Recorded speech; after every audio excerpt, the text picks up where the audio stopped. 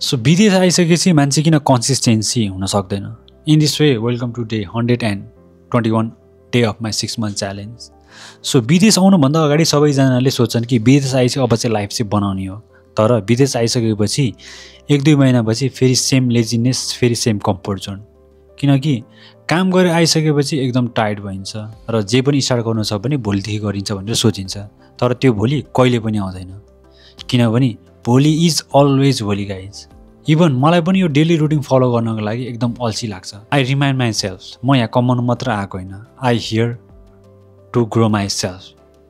So त्यही भएर यो डेली रुटिनले मेडिटेसन, 100 पुसअप र यो वर्किङ हसलले नै चाहिँ मलाई सधैँ यो कुरा चाहिँ रिमाइन्ड गरेर हुन्छ गाइज। सो आजको लर्निङ अफ द डे, विदेशले हामीलाई सक्सेसफुल बनाउँदैन गाइज, तर हाम्रो यो डेली स्मल हेबिटले हामीलाई सक्सेसफुल बनाउँछ। So in this way my day is complete guys. See you tomorrow, take care, have a good time.